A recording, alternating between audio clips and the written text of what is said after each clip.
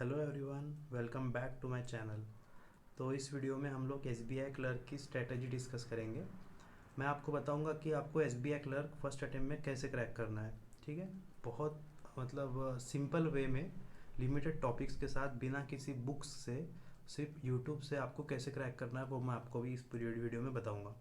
तो वीडियो में एंड तक बने रहिए, सारी चीज़ें बारीकी से सुनना और एकदम कान खोल के सुनना। ठीक है, तभी आपको क्लियर समझ में आएगा। और ख़ासकर ये वीडियो बिगिनर्स के लिए है, जो भी अभी फ्रेशर्स है उनके लिए है। ठीक है, तो सबसे पहले तो मैं ये बताऊंगा कि जो नोटिफिकेशन है ये मार्च में या फिर अप्रैल में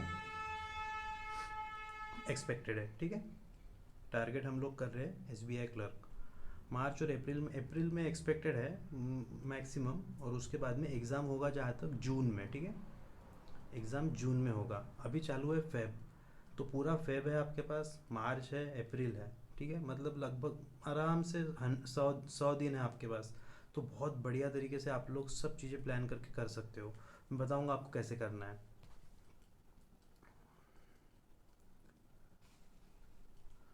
तो सबसे पहले एग्ज़ाम पैटर्न देख लेते हैं हम लोग।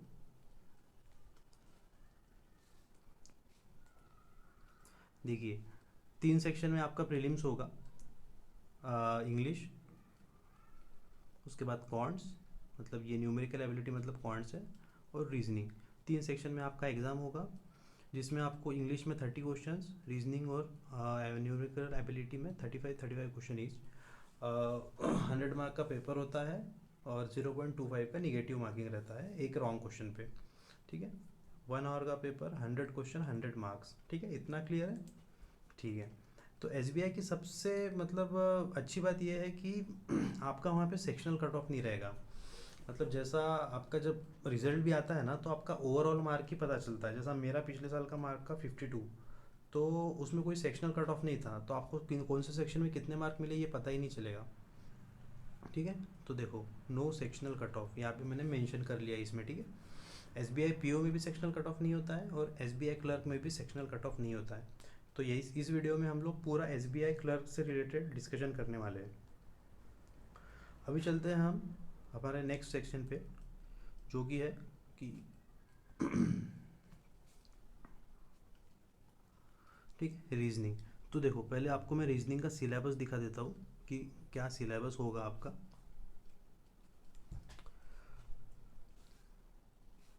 सबसे पहला टॉपिक है alpha numeric series. Alpha numeric series, अब ये कैसे करना है, क्या करना है, सब बताता हूँ मैं आपको। अल्फ़ा न्यूमेरिक सीरीज़ में कुछ नहीं होता है ज़्यादा, ए बी सी डी आपको लर्न करना है, पूरी A B C D learn करना है। जैसा मान लो कि जैसा ए हमारा 1 पे है, उसके बाद ई 5 पे होता है। ठीक है, उसके बाद जे होता है 10 पे, ओ होता है 15 पे। तो ये सारी चीज़ें आपको लर्न करना है। ये हो गया, उसके बाद में ओ हो गया ये, उसके बाद टी होता है 20 पे और वाई होता है 25 पे। ये सबसे मेन है। आपको ये होने के बाद आपको रिवर्स अल्फ़ाबेट पर करना है। जैसा रिवर्स कैसा होता है, जैसा 1 से लेकर 13 तक करना है, जैसे 1 पे ए, 13 पे एम। ठीक है, तो उसके बाद ये 14 पे एन होता है, तो वैसे ही यहाँ पे 26 पे जेड होता है। ये रिवर्स पढ़ना है आपको रिवर्स पढ़ लेना है। ये बहुत इंपॉर्टेंट है, बहुत काम में आएगा आपका। अल्फ़ा न्यूमेरिक सीरीज़ में भी काम में आएगा और कोडिंग डिकोडिंग में भी कहीं ना कहीं काम में आ जाएगा। ठीक है मतलब कोडिंग, हाँ, कोडिंग डिकोडिंग में आ जाएगा। अल्फ़ा न्यूमेरिक सीरीज़ 3 से 4 क्वेश्चन आते ही आते हैं। जैसे क्लरिकल लेवल का एग्ज़ाम होगा तो 3 से 4 क्वेश्चन आएंगे, और कोडिंग डिकोडिंग में भी आपको 3 से 4 क्वेश्चन मिलेंगे। ठीक है, तो स्टार्टिंग आप अल्फ़ा न्यूमेरिक से कीजिए, सेकंड टॉपिक कोडिंग डिकोडिंग रहेगा। ठीक है, थर्ड टॉपिक आपको सिलॉक्स करना है, इसमें भी 3 से 4 क्वेश्चन आएंगे। ठीक है, फिर फोर्थ टॉपिक आपको इनइक्वालिटी करना है। इनइक्वालिटी कर लो आप, उसके बाद धीरे धीरे कोडेड इनइक्वालिटी कर लो, जो मेंस में पूछा जाता है। तो उसमें मैजिक बॉक्स वगैरह होता है, उसमें आप धीरे धीरे धीरे करोगे तो सब हो जाएगा। ये हो गया। साथ ही में रोज़ क्या करना है वो भी बताऊंगा आपको मैं नेक्स्ट स्लाइड में। जो डेटा सफिशिएंसी है, ये टॉपिक मोस्टली मेंस में पूछा जाता है, प्री में नहीं पूछा जाता है।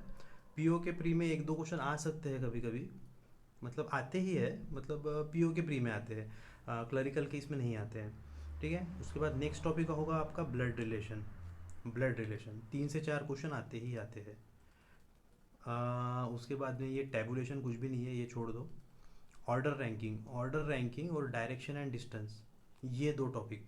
डायरेक्शन एंड डिस्टेंस कर लो, बहुत इजी टॉपिक है, 3 से 4 क्वेश्चन इससे भी आते हैं। और ऑर्डर रैंकिंग से एक क्वेश्चन आता है हार्डली, आया तो, नहीं तो वो भी नहीं आता है। तो देखो ये जो सारे मैंने टॉपिक अभी बताए हैं ना, कितने टॉपिक हुए? 1 2 3 4 5 6 7 टॉपिक आप पकड़ लो, और एक, हाँ 7 ही पकड़ लो। ऑर्डर रैंकिंग का ठीक है, नहीं भी गए तो कोई नहीं, पर कर लेना, 1 मार्क का आएगा, हार्ड मोस्टली आएगा तो आएगा। और मिसलेनियस में 1 2 क्वेश्चन आते हैं, जैसे मतलब वो अल्फ़ाबेट पे ही होते हैं, रिवर्स और फॉरवर्ड आपको गिनना होता है। आप क्वेश्चन देखोगे तो आप समझ जाओगे, ठीक है। तो देखो जैसे 1 2 3 4 5, तो ये 7 टॉपिक अगर आप पकड़ लिए, 7 टॉपिक में आपको लगभग आपके 12 से 15 मार्क आपको यहीं से आएंगे, ठीक है। 12 से 15 मार्क। और जो बचे हुए मार्क है, जैसे 18 से 20 अगर आप पकड़ते हो, तो 18 से 20 मार्क का आपका सीटिंग अरेंजमेंट एंड पजल ही आता है, ठीक है। अभी ये जो सारे टॉपिक है, ये आपको कहाँ से करने हैं? ये टॉपिक देखो, अड्डा 247 पे जाना, वहाँ पे सौरभ सर की एक प्लेलिस्ट है, ज़ीरो टू हीरो, वो प्लेलिस्ट पूरी देख लेना आप, पूरी। हर टॉपिक को 2 से 3 दिन देना, हार्डली 2 दिन बहुत हो गए, 2 दिन में आपको हर एक टॉपिक समझ जाएगा, अगर आपने डेडिकेशन से पढ़ाई की है तो। 2 दिन में आपको हर एक टॉपिक समझ जाएगा। कर लेना। करने के बाद छोड़ना नहीं है कि मतलब हाँ ठीक है बाद में देखेंगे, ऐसा नहीं करना है। अड्डा 247 के एप्लीकेशन पे ही डेली क्विजेज आते हैं, वो क्विजेज आपको रोज़ सॉल्व करना है। जैसे अभी पिछले साल के पूरे क्विजेज वहाँ पड़े होंगे, पूरे क्विजेज आपको हर एक टॉपिक पे क्विज मिल जाएगा। एग्ज़ाम का वहाँ नाम भी लिखा होता है कि ये क्विज एसबीआई क्लर्क के लिए है, आईबीपीएस क्लर्क के लिए है। आपको जो मिल रहा है करो, सॉल्व करने से मतलब रखना है, ठीक है। ये हो गया ये टॉपिक्स के बारे में। अभी हम नेक्स्ट इसमें चलते हैं।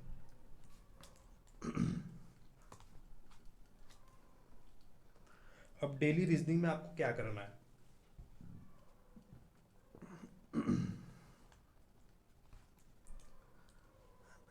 हाँ, तो देखो, आपको ये ए बी सी डी पढ़ लेना है, जो मैंने आपको बताया। आप बोलेंगे हाँ ए बी सी डी पढ़ना है, ऐसा नहीं है, पढ़ना है, ठीक है।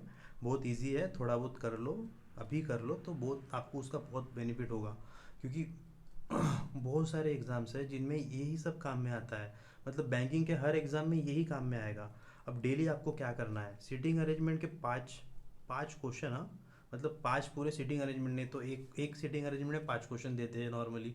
तो आप बोलोगे वो 5 क्वेश्चन, वो 5 क्वेश्चन नहीं, 5 सीटिंग अरेंजमेंट और 5 पजल रोज़ लगाना है। मतलब जैसा नाश्ता करते हो ना सुबह, वैसे ये 2 चीज़ें मतलब करना ही करना है। मतलब ये जो मैंने डेली में लिखा हूँ ना, ये जो डेली रीजनिंग लिखा हूँ, इतना आपको रोज करना है, रोज। रीजनिंग का भी, कॉन्ट्स का भी बताऊंगा अभी आगे क्या करना है तो, और इंग्लिश का भी बताऊंगा क्या करना है। ये रोज करना है, 2 महीने में रोज करना है, रोज, ठीक है। उसके बाद में आपका इस पे हैंड ऐसा बैठ जाएगा कि आपको आधी रात को भी उठा के कोई बोलेगा ना, चल भैया ये बता देना, तो आप इजीली बता दोगे, ठीक है। अभी मेरा हो गया इतना कि मेरे को कोई भी पूछता है तो मैं बहुत इजीली बता देता हूँ, ठीक है।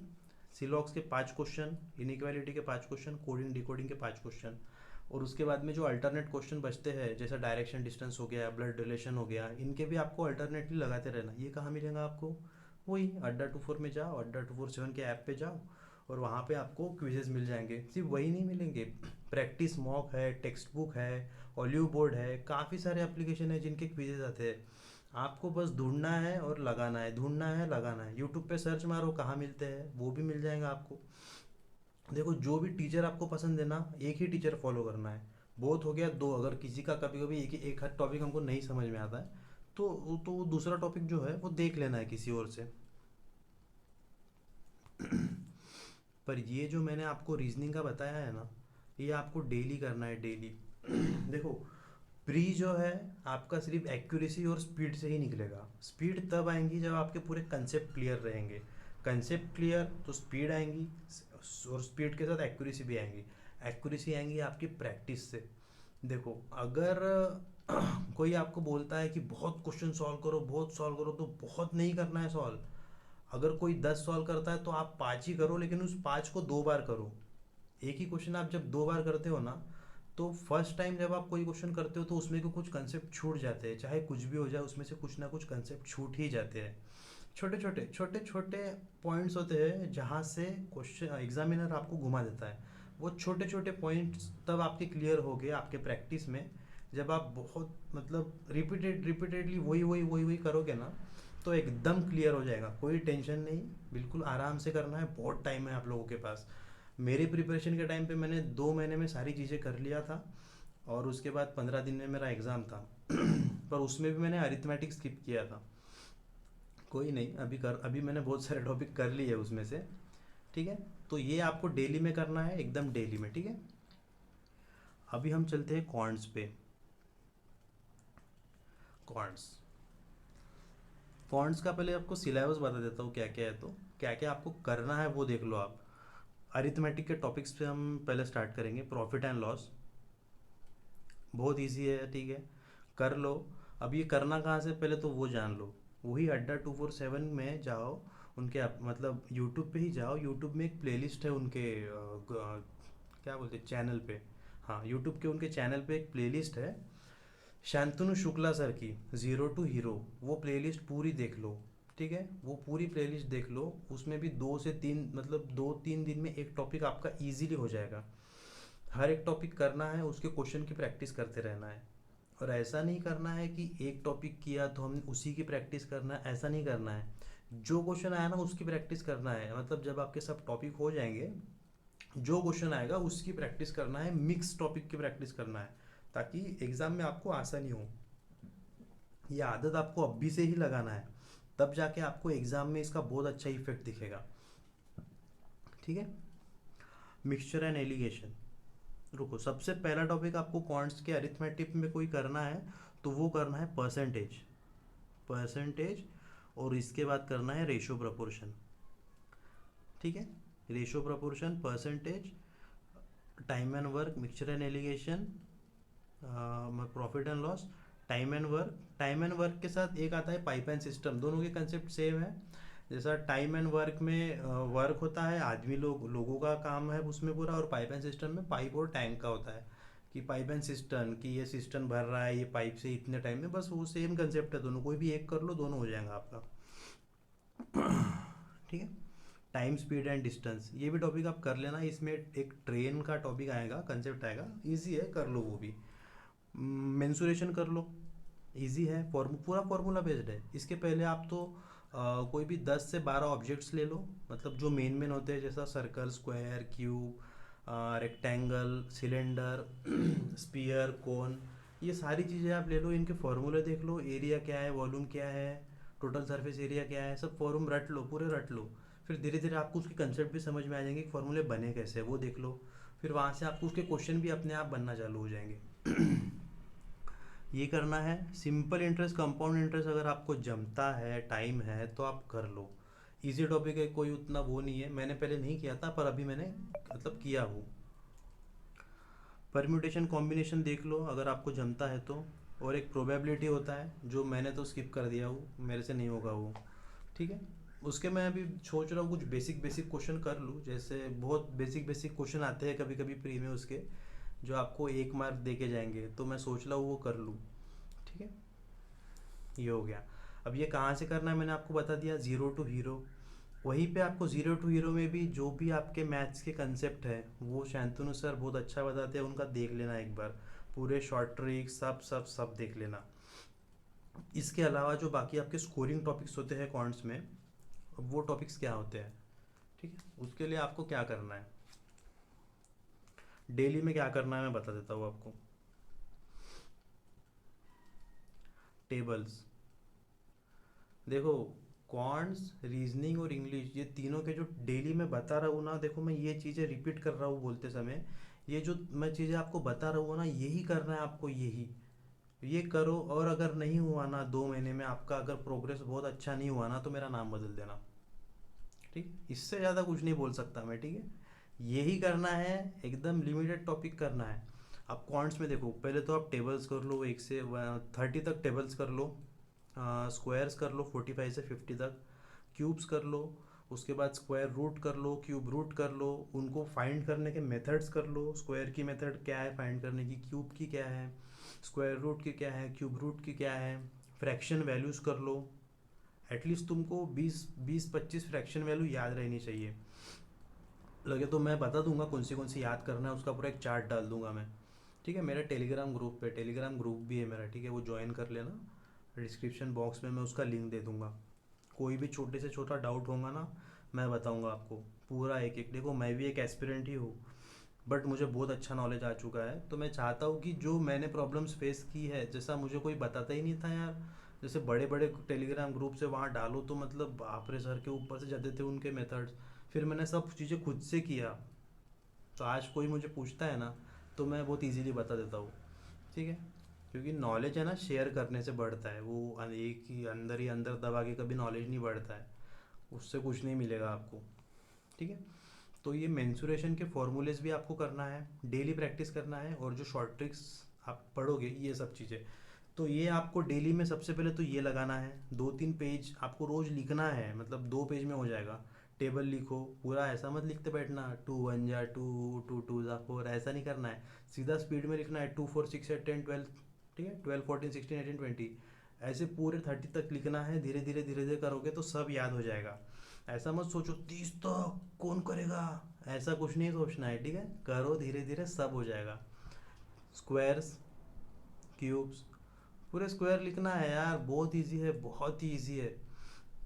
उसके बाद शॉर्ट ट्रिक्स से शॉर्ट ट्रिक्स वगैरह कैसा आपको याद कैसे रहेंगे धीरे धीरे, ये जो मैंने लिखे हैं यहाँ पे सिंप्लीफिकेशन एंड अप्रोक्सीमेशन, इनकी रोज जैसे मैंने 10-10 लिखे हैं ना, आपको 20-20 क्वेश्चन लगाने हैं, इनके 20-20 क्वेश्चंस डेली लगाने हैं, तब जाके आपका इतना स्पीड बनेगा मैथ्स में, इतना स्पीड बनेगा जो आपको पूरे क्वांटिटेटिव एप्टीट्यूड के हर एक क्वेश्चन में हेल्प करेगा, आपका स्पीड और आपका कंसेप्ट। ठीक है, कंसेप्ट कहाँ से बिल्ड होगा, जब आप बहुत प्रैक्टिस करोगे, और स्पीड कहाँ से बिल्ड होगा, जब आप बहुत प्रैक्टिस करोगे। तो सब चीज़ें आपकी प्रैक्टिस पे ही है भैया, तो करो। ठीक है, मैंने भी किया है, बहुत किया है, तब जाके मेरा हुआ है इतना, मतलब यहाँ तक पहुँचा हूँ कि मतलब अभी बहुत पास हूँ मैं सिलेक्शन के। अभी IBPS PO मेंस भी देखे आया हूँ, SBI PO मेंस भी देखे आया हूँ। तो SBI तो ठीक है, वो तो नहीं होने वाला था पता था, पर अभी IBPS PO का रिजल्ट आने का है मेरा। उसके बाद ये क्वाड्रेटिक इक्वेशन, बहुत इजी होता है क्वाड्रेटिक इक्वेशन, कुछ नहीं है, साइंस याद कर लो, कौन सा साइन कब लगाना है, बस ख़त्म, कुछ नहीं है इसमें। नंबर सीरीज, 2 टाइप के नंबर सीरीज होते हैं, एक है अपनी मिसिंग नंबर सीरीज, एक है रॉन्ग नंबर सीरीज। जो छोटे एग्जाम्स होता है उसमें लगभग मिसिंग ही आती है, लेकिन SBI में आपको रॉन्ग नंबर देखने को मिलेंगी, और PO में तो रॉन्ग नंबर ही आती है, लेकिन क्लरिकल में मिसिंग के भी चांसेस होते हैं, बट आप है ना दोनों करो, अच्छे से करो। कुछ कुछ ही उसमें बहुत कम पैटर्न है यार उसमें, एक ही पैटर्न उतरता है हर साल, एक ही पैटर्न उतरता है। लेकिन जब आप बहुत प्रैक्टिस कर लोगे ना, तो वो पैटर्न आपको याद रखने की ज़रूरत ही नहीं पड़ेगी, आपको देख के समझ में आ जाएगा क्या करना है, डिफरेंस कितना है, पास का डिफरेंस है तो क्या करना है, बहुत बड़े डिफरेंस है तो मल्टीप्लिकेशन हो रहा है या क्या हो रहा है, सब आपको धीरे धीरे आ जाएगा। रोज करना है, डेली बेसिस पे करना है। ये जो मैंने क्वांट्स के पूरे टॉपिक लिखे हैं ना, ये आपको एकदम डेली बेसिस पे करना है। ठीक है, इनके बाद करना है आपको DI। अगर आपने DI नहीं किया तो आपका पढ़ाई करके कोई मतलब नहीं है, बिना DI के आपका एग्ज़ाम नहीं निकल सकता। DI करो, बहुत इजी है, कुछ नहीं है, मैंने आपको बताया। एवरेज, रेशियो प्रपोर्शन, परसेंटेज, और प्रॉफिट एंड लॉस, ये, और टाइम एंड वर्क, ये थोड़े बहुत क्वेश्चंस कर लो, बस उसी के ऊपर सारे DI आते हैं। और प्री के लिए तो कुछ भी नहीं लगता है, बस एवरेज लगता है, रेशियो प्रपोर्शन लगता है, ratio proportion percentage average, 3 topic पे आपके पूरे DI आते हैं। कोई मतलब वहाँ पे आपके अरिथमेटिक बेस्ड DI नहीं आते हैं प्री में। ठीक है, पर आपको अरिथमेटिक के टॉपिक्स करना है, और जब हो जाए तो उसके जो DIs वगैरह होते हैं, जो बड़े बड़े हाई लेवल के DI होते हैं, वो भी मैं आपको बताऊंगा बाद में कैसे करना है। तो अभी आप लोग प्री पे फोकस करो, ये पूरा आप बेसिक बेसिक कर लो पहले अच्छे से। ने और एक वीडियो बनाऊंगा मैं, उसमें बताऊंगा कि आपको धीरे धीरे आपको कैसे अपग्रेड करना है खुद को। ठीक है, ये हो गया। अभी हम चलते हैं नेक्स्ट स्लाइड पे। अभी मैं आपको बताता हूँ इंग्लिश। इंग्लिश में क्या करना है, देखो मेरा था इंग्लिश मीडियम, तो मुझे उतना इंग्लिश में कोई ऐसा ऐसा उतना तकलीफ़ नहीं होती थी। मैं ऐसा सोचता था हो जाएगा, कर लूँगा, पर एक्चुअली में क्या होता है ना, एग्ज़ाम में, एग्ज़ाम कोई भी आप मॉक दे रहे हो या रियल एग्ज़ाम दे रहे हो, छोटी छोटी गलतियाँ होती है आपकी, छोटी छोटी, और आपको लगता है आप कर लोगे। मेरे प्रिपरेशन में मैं क्या करता था, आरसी पढ़ता, मतलब एडिटोरियल पढ़ता था। तो आपको क्या करना है पहले मैं वो बता देता हूँ। स्टार्टिंग आपको एडिटोरियल से ही करना है। अगर आप बिगिनर बिगिनर हो और आपकी इंग्लिश काफ़ी वीक है, तो आप है ना द टाइम्स ऑफ इंडिया से एडिटोरियल स्टार्ट करो। लेकिन आपकी इंग्लिश ठीक ठाक है ना, तो आपको द हिंदू से ही स्टार्ट करना है। ठीक है। टाइम्स ऑफ इंडिया कुछ दिन करो जिनको जिनकी इंग्लिश वीक है, पर धीरे धीरे आप द हिंदू पे शिफ्ट हो जाओ। द हिंदू सबसे बेस्ट है। हर एक चीज़, मतलब उसके एडिटोरियल बहुत बेस्ट होते हैं।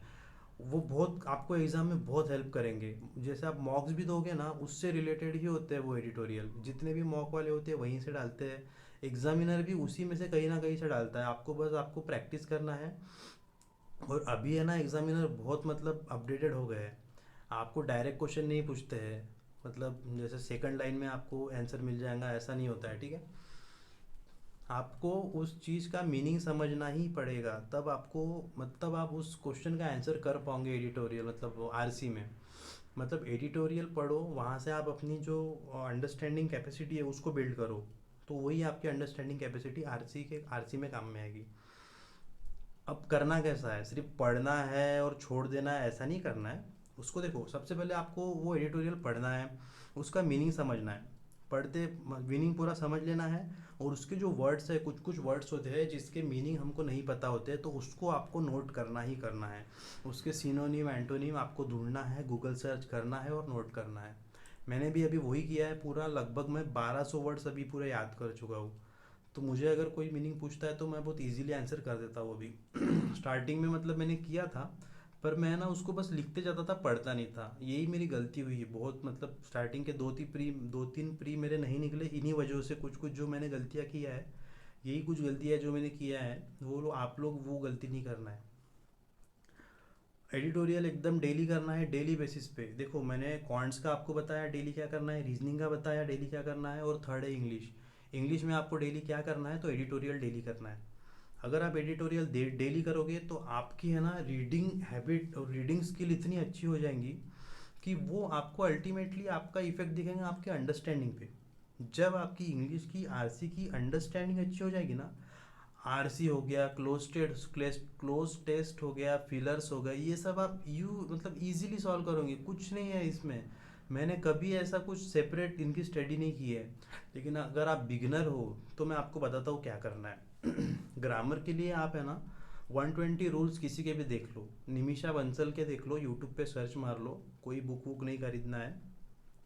निमिषा बंसल के यूट्यूब पे सर्च मार लो, 120 रूल्स बाय निमिषा बंसल, वो पूरे कर लो। रोज के 5 7 8 10 जितने होते उतने करो, धीरे धीरे करो, टाइम है आप लोगों के पास, पर करो। ठीक है। वो हो जाए तो उसके बाद में जो क्विजेज होते हैं, फिर से वही बता रहा हूँ, क्विजेज लगाना है। क्विजेज में आरसी आते हैं, क्लोज टेस्ट आती है। देखो आपको एग्जाम में क्लोज टेस्ट, आरसी, फिलर्स और पैराजम्बल, ये चार चीज़ें फिक्स है। ये फिक्स है देखने में, मतलब आपको फिक्स आएंगी ही आएंगी, इसके अलावा कुछ नहीं आता है। हर सब्जेक्ट के 6 7 टॉपिक के अलावा कोई टॉपिक ही नहीं है जो एग्जामिनर देगा। बैंकिंग की ये स्पेशलिटी है। ठीक है। समझ गए आप इंग्लिश का। और इंग्लिश का क्या करना है, जैसा आप एडिटोरियल पढ़ते हो ना, तो एडिटोरियल पढ़ने के बाद उसकी जो अंडरस्टैंडिंग है, वो कैसे आपको पता चलेंगे आपको कितना समझा। आपको आईने के सामने जाके खड़ा होना है, और आपने जो पढ़ा है उसको इंग्लिश में आपको आईने में खुद को देख के बोलना है। आपको इससे क्या होगा, आपके खुद के फेशियल एक्सप्रेशन आपको दिखेंगे कि आप किस तरीके से बात करते हो। वो चीज़ें आपको अल्टीमेटली है ना इंटरव्यू में भी काम में आएगी, और आपके खुद के डेली लाइफ में भी काम में आएगी, कि आपके बात करते समय आपके फेशियल एक्सप्रेशन कैसे होते हैं। मैं भी ऐसे ही करता था, और काफ़ी अंडरस्टैंडिंग हुई मेरी उस चीज़ों से। अंडरस्टैंडिंग की जो लेवल है वो बढ़ गई मेरी। स्टार्टिंग में क्या होता था ना, मैं टेक्स्ट बुक के मॉक देता था कभी कभी। मतलब मेरे को इजी लगते थे, तो मैं सोचता था पेपर तो इजी आता है तो हम इजी मॉक करेंगे। तो उसमें डायरेक्ट डायरेक्ट आंसर दिए रहते थे। मतलब क्वेश्चन पढ़ो, what is this this this, उधर सेकंड लाइन में आंसर मिल गया, what is this this this का आंसर। फिर एक क्वेश्चन पढ़ो, फिर छठवें सातवें लाइन में आंसर मिल गया। बस ऐसे आंसर मिल जाते थे। तो उसमें कोई मतलब नहीं है, वो कभी नहीं होगा। देखो मॉक आपको थोड़े अच्छे लेवल के करना है, तब जाके आपका जो इम्पैक्ट है, मतलब जो अच्छा रिजल्ट है वो आपको एग्ज़ाम में, मतलब आप जब सेंटर में जाओगे तो है ना एग्ज़ाम प्रेशर बहुत होता है, बहुत एग्ज़ाम प्रेशर होता है, बहुत स्टूडेंट आते हैं, मतलब ऐसा लगता है कि मतलब होना चाहिए, क्योंकि कोई भी स्टूडेंट को ऐसा लगता है कि यार हमारा फर्स्ट में ये फर्स्ट एग्ज़ाम में हो जाना चाहिए। ठीक है, होता भी है पर उसके लिए बहुत डेडिकेशन लगता है, नहीं होता है ना तो पेशेंस रखना पड़ता है। मैंने इतने एग्ज़ाम दिए, मतलब 6-7 मेरे फेलियर हुए, उसके बाद में मेरा निकला S B I P O का pre, direct S B I P O का प्री निकला है। उसके बाद I B P S P O का भी प्री निकला, और I B P S clerk का प्री मेरा 2 मार्च से रहा है। तो पेशेंस रखा हूँ मैंने, मेरे को इतना पता था कि बस करते जाना है, करते जाना है, करते जाना है, whatever may be the result, I have to walk in a right direction बस। बहुत बच्चे हैं यार जिनको अभी तक नहीं पता है कि मतलब कैसे क्रैक करना है, वो सोचते हैं हम अगले साल करेंगे, ये करेंगे, वो करेंगे, कुछ नहीं होता है। अगला साल कभी नहीं आता, इतनी बात याद रखना। जो करना है ना अभी करना है, आप अभी करोगे तो आपके इसी साल चांसेस बनेंगे, अगर इस साल नहीं हुआ तो अगले साल डेफिनेटली मिलेगा, लेकिन आपको इस साल करना है। और दूसरी बात, N R A C E T का भी आ रहा है, तो आई बी पी एस के कैलेंडर में तो ऐसा कुछ आया नहीं है कि पी ओ के लिए, मतलब क्लरिकल के लिए कुछ है N R A C E T का लेना देना, पर पी ओ के लिए क्या हो सकता है उसका अभी उन्होंने कुछ फाइनल बताया नहीं है। तो आप लोग करो ये, ठीक है। तो इंग्लिश में क्या करना है मैंने बता दिया आपको, समझ में आ गया ना? और नहीं समझ में आया तो पर्सनली टेलीग्राम पे मुझे मैसेज कर देना, मैं आपको बहुत अच्छे से समझाऊंगा यार, बस कर देना। अगर नहीं समझाया ना तो फिर बोल देना सबको मैं कैसा हूँ तो, और समझाया तो वो भी बोल देना यार कैसा हो तो, ठीक है। मैं भी एक एस्पिरेंट ही हूँ, पर मैं सब बताता हूँ, मैं कुछ छुपाता नहीं हूँ इस पढ़ाई वढ़ाई के मामले में। ठीक है, तो ये हो गया इंग्लिश का। अभी नेक्स्ट क्या रखी है मैंने, थैंक यू रखा है यार। ठीक है, तो सारी चीज़ें मैंने आपको बता दी है। मुझे उम्मीद है कि आप लोगों को सब समझ में आ गया है। ये प्री प्री के अकॉर्डिंग था, जो भी बिगिनर्स है उनके लिए था खास तौर से। और इसके साथ ही मेंस का कैसा करना है वो मैं धीरे धीरे बताऊंगा, पहले आप लोग ये कर लीजिए, ये कुछ बेसिक्स है ये अच्छे से कर लीजिए। जब आपका ये अच्छे से हो जाएगा तो मुझे आप टेलीग्राम पे बता देना, या फिर कुछ मतलब समझो एक आध महीने बाद मैं साथ में बताऊंगा, मतलब एक आध महीना भी नहीं, 15-20 दिन के बाद ही बता दूंगा कि साथ में मेंस का कैसे करना है। तो आप पहले बेसिक्स अच्छे से कीजिए, उसके बाद आप मेंस का सोचिए। ऐसा ऐसा नहीं करना है कि प्री निकलेगा बाद में मेंस का देखेंगे, ऐसा कभी नहीं होता है, ठीक है। प्री निकलेगा उसके बाद मेंस का देखेंगे, ऐसा नहीं होता है। कोई ऐसा एग्ज़ाम क्रैक नहीं कर सकता, और मुझे नहीं लगता किसी ने किया है, अगर किया भी होगा तो he must have been a very unique unique person out of the world, ठीक है। इस टाइप का ही बंदा कर सकता है, बाकी कोई नहीं कर सकता। तो उतना रिस्क नहीं लेना है, वो मतलब बहुत हेक्टिक हो जाता है, बहुत मतलब टेंशन आ जाता है, क्योंकि हमारी उम्मीदें जब प्री निकल जाता है ना तो उम्मीदें बहुत बढ़ जाती है कि अभी मेंस ही तो है यार। पर उसके लिए है ना स्टार्टिंग से करना पड़ता है, जो मैंने गलती किया था, जो स्टार्टिंग से मैंने मेंस की तरफ ध्यान नहीं दिया, बस प्री प्री प्री करते रह गया तो वो नहीं निकला था। फिर जब मैंने मेंस की तरफ ध्यान दिया ना तब जाके मेरा प्री निकला था, क्योंकि मेरी ओवरऑल अंडरस्टैंडिंग उसको लेके चेंज हो गई थी, ठीक है। बाकी कोई भी दिक्कत हो तो मुझे वही आप टेलीग्राम पे मैसेज कर देना, मैं सब सॉल्व कर दूंगा, ठीक है। बाकी टेंशन लेना नहीं है, सारी दुनिया को ही टेंशन है, मुझे भी बहुत टेंशन है, पर वो टेंशन लेने से बढ़ता है। टेंशन मत लो, बिंदास रहो, बढ़िया पढ़ाई करो, कोई दिक्कत नहीं है, टाइम है आप लोगों के पास। और जो लोग ये बोलते हैं ना टू डू लिस्ट वगैरह, टू डू लिस्ट से कुछ नहीं होता है, ठीक है। टू डू लिस्ट से कुछ नहीं होता, ये मैं इसलिए बोल रहा हूँ क्योंकि हमको है ना कभी कभी, मतलब कभी कभी क्या, रोज़ अगर आप 10 टॉपिक सेट कर रहे हो तो 10 टॉपिक नहीं हो पाते, वो सोच सोच के ही नहीं हो पाते। आप लोग को क्या करना है कि मतलब अभी जैसे यहाँ कल से आप अगर पढ़ाई स्टार्ट कर रहे हो फॉर एग्जांपल, तो आपको ये करना है कि 10 दिन में मेरे को 100 पजल सॉल्व करना है एनी हाउ। बस ये आप एक टारगेट रखो, 100 मत रखो, आपको 100 बहुत ज़्यादा लगते हैं, तो 10 दिन में आप 50 रखो, आप अगर आप बिगिनर हो तो 50 पजल का टारगेट रखो। उसके बाद पहले 10 दिन में ये रखो कि हमको 4 टॉपिक करना है, एटलीस्ट 4 टॉपिक हमको क्लियर करना है, कॉन्स और रीजनिंग दोनों मिला के कोई भी 4 टॉपिक। ऐसे ऐसे ही आप धीरे धीरे आप अपना है ना शेड्यूल बनाओ, टाइम टेबल बनाओ। आपको एक परफेक्ट टाइम टेबल बनाना पड़ेगा खुद का। देखो आपको बहुत लोग बताएंगे कि ऐसा करो वैसा करो, ऐसा नहीं होता है, वैसा नहीं करना है। देखो मैं भी जो बता रहा हूँ ना पूरा वैसा नहीं करना है, मेरा सुनो, लेकिन आप लोगों को वो करना है जो आपको ठीक लगता हो। आप जिस चीज़ में कंफर्टेबल हो ना, जो प्लान में आप कंफर्टेबल हो आप वो करो। मैंने भी बहुत लोगों का वीडियो देखा था, पर मेरी स्ट्रैटेजी ये थी कि अरिथमेटिक में बाद में कर लूँगा तो हो जाएगा, लेकिन हो भी सकता था। पर कब हो सकता था कि जैसे मैंने 4-5 टॉपिक अगर अरिथमेटिक के कर लिया होता था, जैसा रेशियो प्रोपोर्शन हो गया, एवरेज हो गया, परसेंटेज हो गया, टाइम एंड वर्क हो गया, प्रॉफिट एंड लॉस हो गया, ये सब बस बहुत बेसिक बेसिक टॉपिक है, इतने भी कर लिए ना तो मेंस में भी यही टॉपिक आते हैं, इसी से ही सब बनता है, इसी से ही आपका एग्ज़ाम निकलेगा। तो अभी मेरे को बताने वाला कोई नहीं था, तो मैंने अपनी किया था, तो वो मेरी थोड़ी गलती हो गई थी। तो आप लोग ये गलती मत करो, ये 4-5 टॉपिक आप साथ में करना, और बाकी और क्या करना है वो बताऊंगा मैं, ठीक है। और मैं ये बता रहा था कि बहुत लोग आपको बहुत कुछ बताएंगे, आप जिस चीज़ में कंफर्टेबल हो आप वो करो, आप अपना टाइम टेबल बनाओ, आपको कैसे निकालना है एग्ज़ाम वो मैं बता रहा हूँ, पर आप और कैसे उस टाइम टेबल को बेटर कर सकते हो वो आप खुद देखो। कोई कितना भी बताएगा ना, आपका खुद का दिमाग जब चलेगा ना तो सबसे ज़्यादा चलेगा, ठीक है। तो इतना बोल के मैं अपना भाषण ख़त्म करता हूँ अभी, और अभी हम नेक्स्ट वीडियो में मिलते हैं। और एक बात, सिटिंग अरेंजमेंट एंड पजल का मैं एक सीरीज स्टार्ट करने वाला हूँ तो आप लोग जुड़े रहिए, मैं आपको बताऊंगा कि कैसे आपको मतलब बेसिक बेसिक को जो की पॉइंट्स होते हैं ना, जो मैं पहले बोल रहा था, वो कैसे आपको फाइंड आउट करना है, वो सब चीज़ें मैं वीडियोस में बताऊंगा। लगभग 500 सिटिंग एंड पजल सॉल्व करूंगा मैं पूरी सीरीज़ बनाने वाला हूँ, तो आप लोग जुड़े रहिए। बाकी मिलते हैं नेक्स्ट वीडियो में, ठीक है। चलो, बाय एंड टेक केयर।